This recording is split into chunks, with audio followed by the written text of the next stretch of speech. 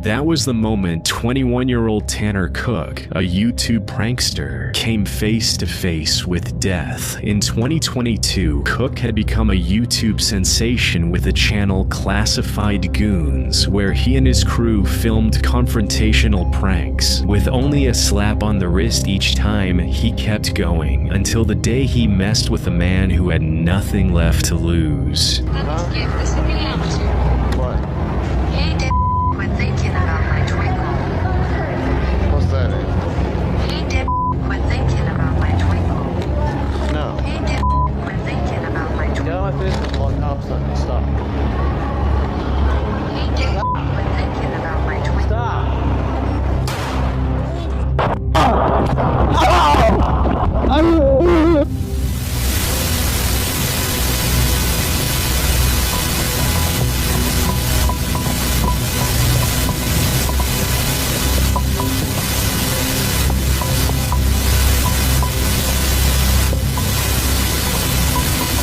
Holly drew a handgun and fired one shot into Cook's abdomen after repeatedly warning him to stop. Cook collapsed, while his cameraman scrambled back in fear and shock. Holly remained at the scene. Within minutes, heavily armed officers swarmed the area, initially fearing they had a mass shooter on their hands. Massive shooter incident. 21-year-old male is believed in Get on your face!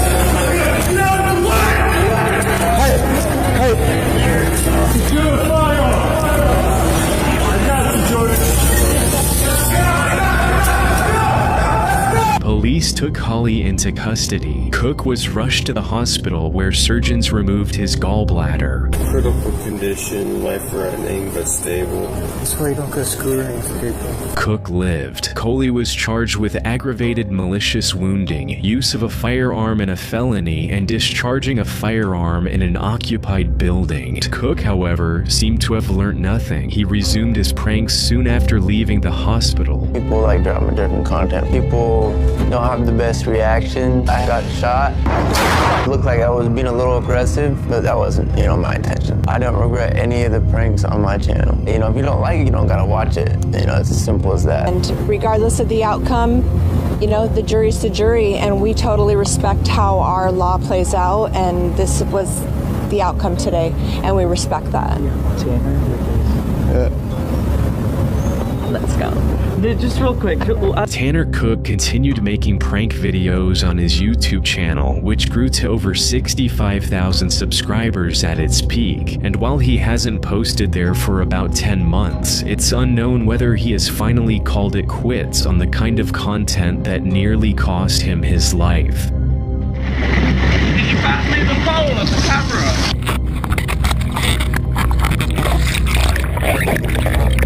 This was the famous last swim of 28-year-old Jacob Cockle, who went underwater to film the dangerous whirlpool at Carnsue Pool. Even locals knew to stay away from this violent whirlpools, but Cockle saw it as a chance to capture a rare, powerful image.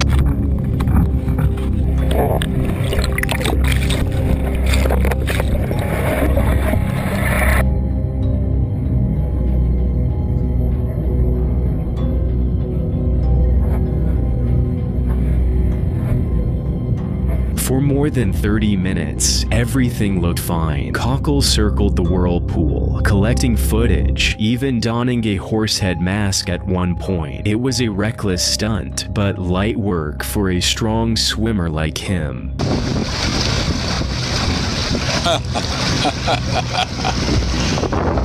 Yeah, it's good, it's all good.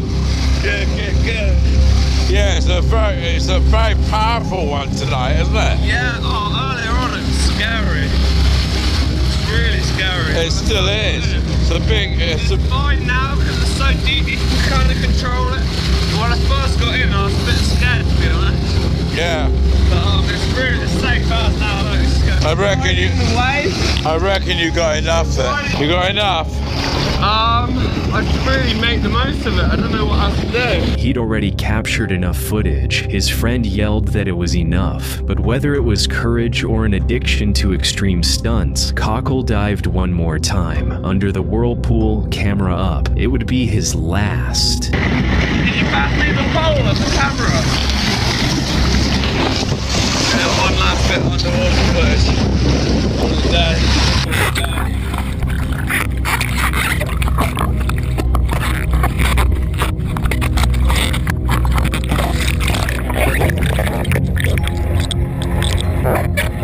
It's unclear exactly how it happened, only that Jacob didn't surface. After too long underwater, his friend panicked and ran for help. When they returned, Jacob was floating face down, his camera gear drifting nearby. Rescuers pulled him out and airlifted him to the hospital, but it was too late. He was pronounced dead that evening. The coroner ruled it a tragic drowning. Experts argue that in chasing one more shot, Cockle was pulled across the sheer into Carnsue Pool's core, where the down current held him long enough to drown. In the days that followed, friends in Cornwall's surf community mourned a gifted photographer who lived on the edge for the perfect frame, but for Jacob Cockle, the whirlpool he meant to capture became his final image. The point of this video is, I really just want to see if a 50 caliber bullet can go through a book. I'm pretty much ready to go to heaven right now. If I die, I'll be ready for Jesus. In 2017, family YouTuber Pedro Ruiz III and his pregnant girlfriend Mona Lisa Perez, 7 months along, started a YouTube channel in Hallstatt, Minnesota, featuring family vlogs with their 3-year-old daughter. While Mona Lisa was happy with the style of content they made, it didn't cut it for Ruiz, who craved more excitement and danger. On June 26, 2017, tired of safe challenges, Ruiz proposed an extremely risky stunt. He asked his girlfriend to shoot him with a .50 caliber Desert Eagle, one of the most powerful handguns out there, while he stood behind a large hardcover encyclopedia to see if the book would stop the bullet. The point of this video is, I really just want to see if a 50 caliber bullet can go through a book. I'm going to stand behind it, and Mona Lisa is going to shoot it, hoping she hits the book, hoping she hits the book and not me. But the most trustworthy person that I trust in this world is my girlfriend, Mona Lisa. So if I'm gonna die, I'm pretty much ready to go to heaven right now. If I die, I'll be ready for Jesus. He probably won't accept me into the pearly gates because how stupid this is, but I have confidence that my girlfriend will hit the book and not me. Let's do it. It was the most reckless idea yet in their 3-month YouTube journey, but they tested it first by shooting only the book, with no one behind it, and surprisingly, the bullet didn't penetrate. When it came time to replicate the stunt with Ruiz behind the book, Mona Lisa hesitated repeatedly. Ruiz persisted and convinced her. Unlike the initial test, which was fired from farther away, reducing bullet velocity, the real attempt was from about 1 foot it away to avoid missing. She didn't miss. The book didn't stop the round. It passed through and killed him instantly as 2 cameras recorded. Police arrested Mona Lisa at the scene and charged her with second-degree manslaughter. In December 2017, she pleaded guilty. In March 2018, she was sentenced to 180 days in jail, 10 years probation, a lifetime firearm ban, and a prohibition on profiting from the footage. Ruiz did achieve virality, but at the highest possible cost. Harley, Missy, the mom loves you so much. I'm tired of holding on. I want you home. This is the mother of 14-year-old YouTuber Harley Dilly pleading for her missing son to come home if he ever sees the footage. What she didn't know at that moment was that her son had died in a way too painful to imagine. The story begins on December 20th, 2019 in Port Clinton, Ohio. 14-year-old Harley walked to school, but this wasn't a typical morning. It was the last day before Christmas break. A hectic day Harley wanted no part of. For a boy like Harley, who lived with autism and sensory processing challenges, changes to routine could be overwhelming, and a final day in school before Christmas offers exactly that. He begged his mom to let him stay home, but she refused and sent him to school. He never arrived, and he never came back home. What followed was a 3-week mystery that gripped and horrified the town. Street surveillance video captured Harley walking towards school that morning, but he did not show up at school. The school, which should have notified his family when he was absent, did not. It took another 41 hours of Harley not coming home, spanning a full night, before his parents contacted the police. An unusually long delay given Harley's special needs. His parents' excuse was that Harley had spent the previous Friday night at a friend's house, so they thought he had done the same once more. Search efforts began immediately. Drones, K9 units, and volunteers combed fields and the lakeshore. For weeks, there was no trace. Rumors spread, abduction, a runaway, even suspicion toward his parents. Over the delay in reporting, online speculation grew, fueled in part by an old resurfaced YouTube clip showing Harley after a dispute with his mother in 2018 about his broken laptop, which she refused to pay to repair, an incident that ended with him locked out in the cold. Hey guys, what's up? It is Harley Dilly. Probably one of my worst days in my life.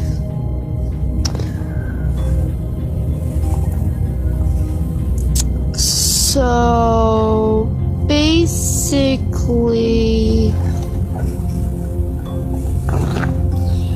I was at school and I was science test.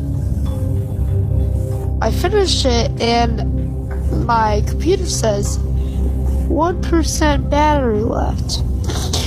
So when I get to the next class and I put it on charger as quick as possible, but it didn't charge. None of the computers would take a charge. So I took it back and I had to fill out a complaint, and that's one of the most expensive parts of the computer. And my mom said she's not paying anything. That's when I got home. So then my mom wanted me to go with her to go get a friend, and I said I don't want to. I have work to do, so I want to go home and stay. So she said no. We argued for about a good 5 minutes. And then she snapped. She said she was gonna call the police, and she said she already did. And she said, who do you think that first call was to? And she said it was the police, but I knew it wasn't. So she lied to me to get me scared. And she locked me out of the house. So right now I'm outside. Yep, the house is locked. It is 3:30. I haven't ate anything, and I still haven't even got to get my work done. My mom's gone. She won't answer the phone. So right now I'm alone outside. It was a routine mother-son discipline issue. She was correcting him for talking back, but people took it the wrong way, labeling it evidence of frequent abuse. Some even claimed she intentionally kicked him out that day. The accusations went viral and devastated Harley's mother, who had to endure them while still hoping her son would be found safe. Stop bashing my family! Harley, please come home! Please let him go! Please! I want him home! I'm tired of crying! I'm tired of being strong when I can't be! You guys are such monsters! I can't believe that you would be like this to a family that's not their son. He is my son. I love him. And I want him home. Let him go if you have him. Let our family move on. Please. Harley, if you see this, Mom loves you so much. I'm tired of holding on.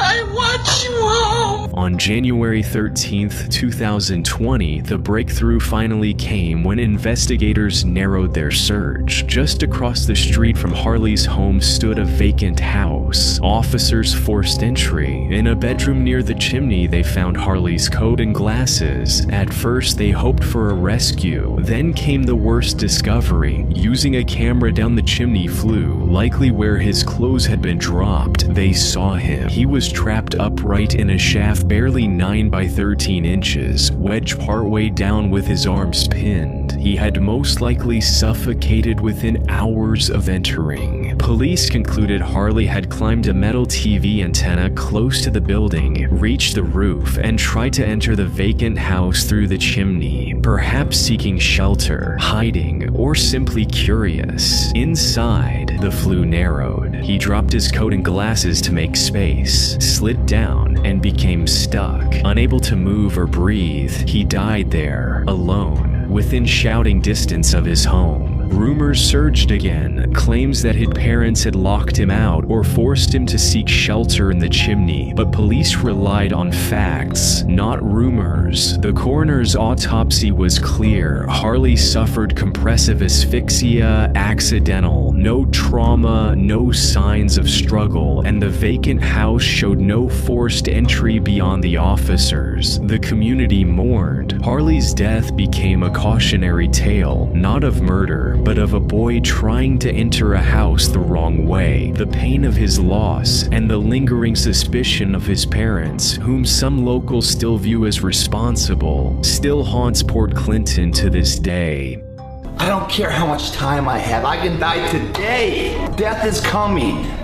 It's only fearful if it comes and you're not ready yet. This was 37-year-old George Plitt Jr., fitness star, motivational speaker, model, trainer, TV personality, medal-winning wrestler, former U.S. Army Ranger, the ultimate all-rounder. He rose to fame on the reality series Workout and had a near-perfect career until January 2015, when tragedy struck during a shoot on train tracks in California for an energy drink commercial. On January 17, 2015, Plitt was filming an energy drink commercial near the Metrolink tracks in Burbank with 2 crew members. Witnesses who saw him said he ran ahead of a southbound train, wanting to outrun the train. The train engineer, spotting Plitt doing something extremely risky, sounded the horn and began braking, but despite slowing, the train still approached at high speed. Plitt, who was human, not superhuman and at the end of the day, couldn't get clear in time. Plitt was struck and died instantly at the age of 37. Police ruled out Plitt offing himself. Train video showed him running between the rails as the locomotive closed in. While the crew denied he was trying to outrun the train, detectives suggested he may have misjudged which track the train was on. To make matters worse, the crew had no filming permit, no charges were filed, and his death was ruled a tragic accident. In the end, the pursuit of the perfect shot cost him everything.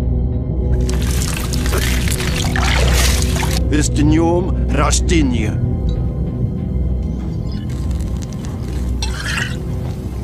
This was the last video 57-year-old Norwegian YouTuber Rathje Eckhoff would post to his channel. Rathje, popularly known by his channel name Petter, uploaded it on his 57th birthday with the title, "I am not dead, I am 57 today," a chilling line in hindsight, as he died just 5 days later.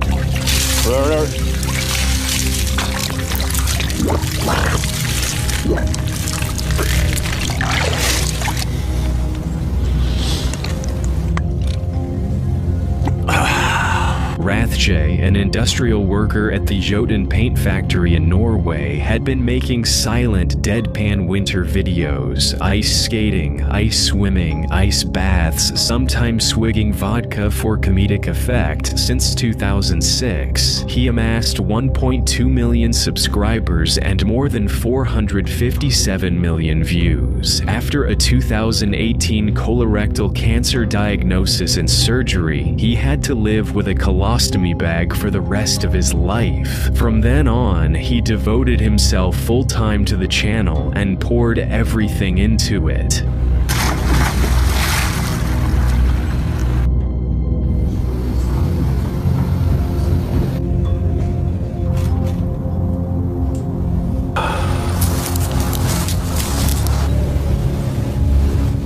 His new health reality was a major change, enough to depress anyone, but Rathje focused on his wife, Tove, their child, and YouTube, which helped take his mind off things. That worked for a long time, until November 26, 2021, 4 days after his birthday, when tragedy struck while he was filming an icy dip video at Jakobs Dam, west of Kongsberg, Norway. Rathje had cut a hole in the ice and started recording when he slipped, fell in, and became trapped, unable to pull himself out as the ice kept breaking beneath him. A passerby heard his cries and called authorities. Divers arrived and pulled him from the water, and he was flown to a hospital in Oslo. The next day, at just 57, he was gone. Police confirmed there was no foul play, just a tragic accident. His subscribers grew from 1.2 million to 1.4 million as fans mourned, knowing that birthday video would be the last time they'd see a Peter, a cult favorite across Norway and beyond. If there's any solace for his family and fans, it's that Rathje died doing something he loved, making YouTube videos.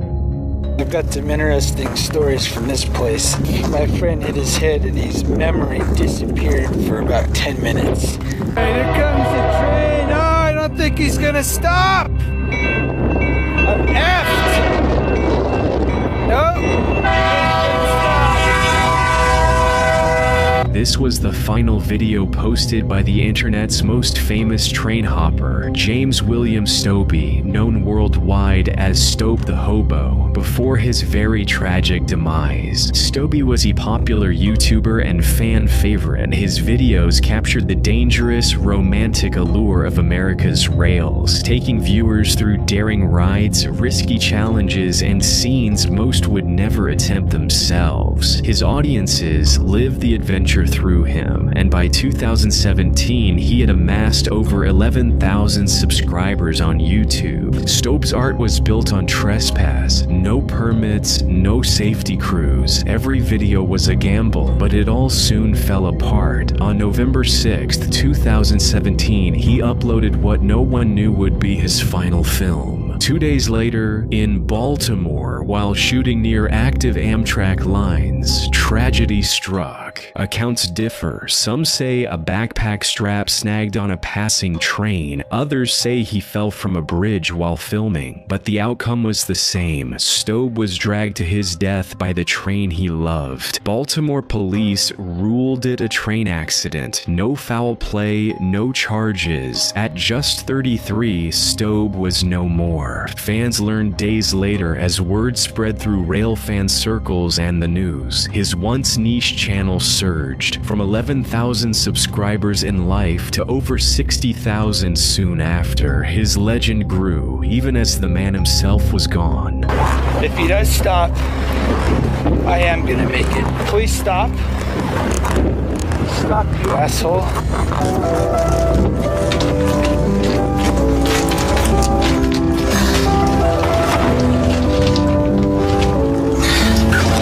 Jesus.